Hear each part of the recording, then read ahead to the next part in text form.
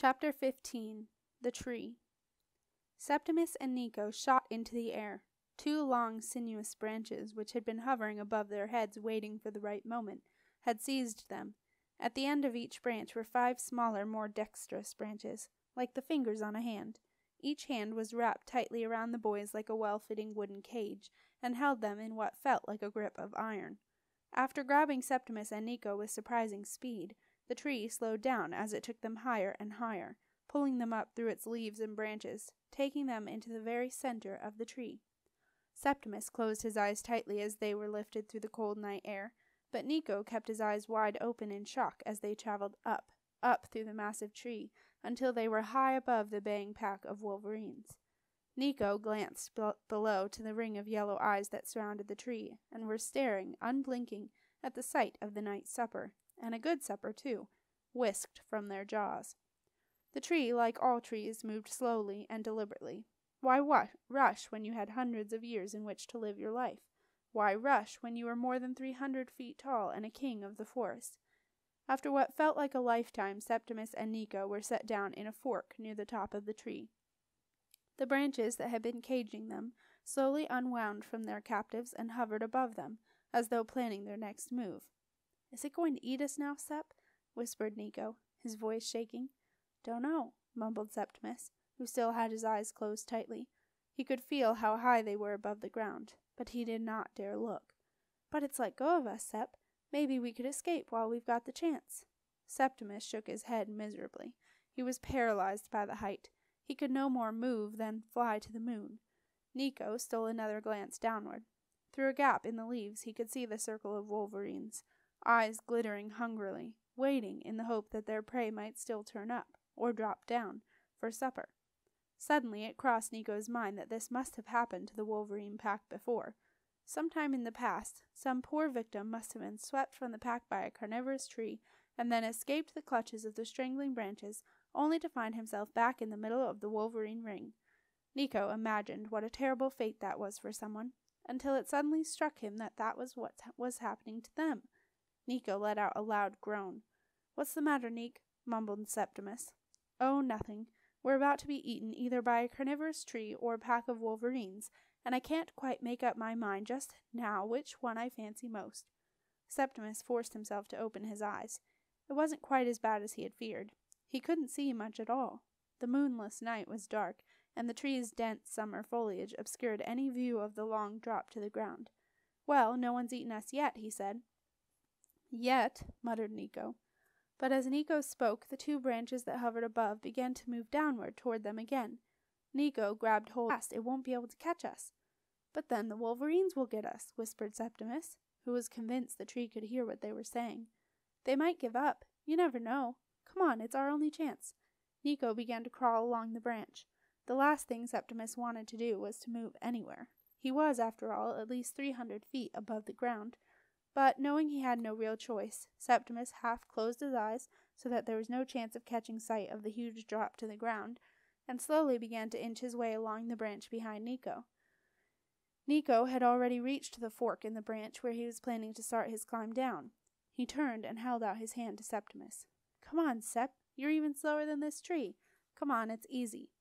Septimus did not reply. His hands were clammy with fear, and he felt sick. "Don't look down," Nico encouraged. "Just look at me. Come on, you're nearly there." Septimus looked up at Nico, and suddenly his head swam. A strange faraway buzzing started inside his ears, and his clammy hands lost their grip on the smooth branch. Septimus fell. He fell too fast for Nico to do anything. One moment Nico was sitting on the branch watching his brother crawl toward him, and the next moment he was sitting watching an empty space, and all he could hear was the sound of Septimus crashing through the tree far below him, followed by a howl from one of the waiting wolverines. And then silence. Nico heard nothing more, except the rustling of leaves and branches, and the stillness of the forest.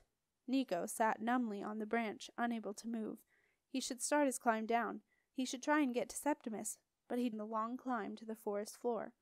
But, as he clambered down through the tree, a long thin branch suddenly looped itself around his waist and held him fast.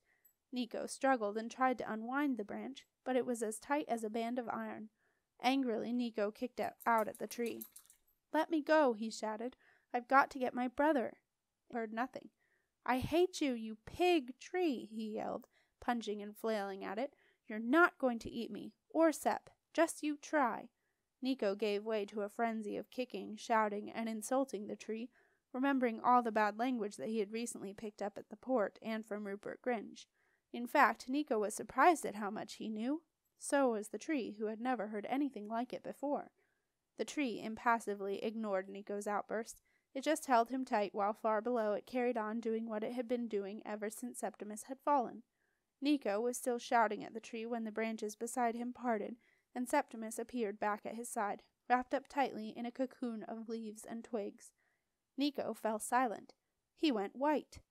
This, he thought, is what spiders do to their prey. Only the week before he had sat on the boat and watched a spider wrap a struggling fly into a cocoon of silk, and then suck it dry while the fly still lived. "Sep!" Nico gasped. "Are you all right?" Septimus did not answer. His eyes were closed, and he looked deathly white. A terrible thought crossed Nico's mind. "Sep," he whispered. "Sep, has it started to eat you?" He struggled to reach Septimus, but the branch held him tight. "Nico?" came a low voice. "Sep?" asked Nico, wondering why his brother sounded so strange.